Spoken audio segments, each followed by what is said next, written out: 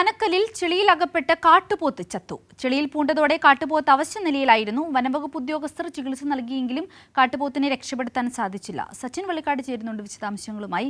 സച്ചിൻ, വളരെയധികം ശ്രമപ്പെട്ട് ഈ ചെളിയിൽ നിന്നും കാട്ടുപോത്തിനെ പുറത്തെടുക്കുവാനും ചികിത്സ നൽകുവാനും മറ്റും ശ്രമിച്ചിരുന്നു, ചികിത്സ നൽകിയിരുന്നു. പക്ഷേ രക്ഷപ്പെടുത്തുവാൻ സാധിച്ചില്ല. എപ്പോഴായിരുന്നു ഈ കാട്ടുപോത്ത് ചത്തു എന്ന് സ്ഥിരീകരിച്ചത്?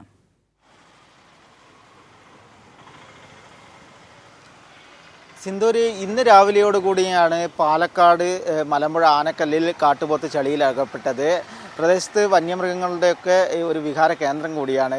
അവിടെ വെച്ചാണ് ഇന്ന് രാവിലെയോടുകൂടെ കാട്ടുപോത്ത് ചളിയിൽ അകപ്പെടുന്നത്. തുടർന്ന് നാട്ടുകാർ വിവരം അറിയിച്ചതിനെ തുടർന്ന് വനംവകുപ്പും ഫോറസ്റ്റ് സർജൻ അടക്കം എത്തി കാട്ടുപോത്തിനെ വനംവകുപ്പ് ഉദ്യോഗസ്ഥരുടെ നേതൃത്വത്തിൽ കരക്കെത്തിച്ചെങ്കിലും തുടർന്ന് ചികിത്സ നൽകിയെങ്കിലും കാട്ടുപോത്തിനെ രക്ഷിക്കാനായില്ല. ഇന്ന് വൈകിട്ടോടുകൂടിയാണ് കാട്ടുപോത്ത് ചത്തത്.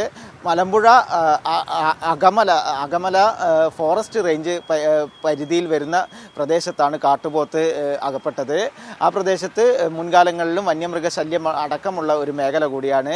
വൈകിട്ടോടുകൂടെ പ്രഥമ ചികിത്സകളൊക്കെ നൽകിയിട്ടുണ്ടെങ്കിലും കാട്ടുപോത്തിനെ രക്ഷിക്കാനായില്ല. തുടർന്ന് കാട്ടുപോത്ത് ചാവുകയായിരുന്നു. സിദ്ധൂരി, വ്യക്തമാണ് സച്ചിൻ. മലമ്പുഴ അയ്യപ്പൻപൊറ്റ ചെളിയിൽ അകപ്പെട്ട കാട്ടുപോത്താണ് ചികിത്സ നൽകിയെങ്കിലും രക്ഷപ്പെടുത്താൻ സാധിക്കാതെ മരിച്ചത്. സച്ചിൻ വള്ളിക്കാടാണ് വിശദാംശങ്ങൾ നൽകിയത്.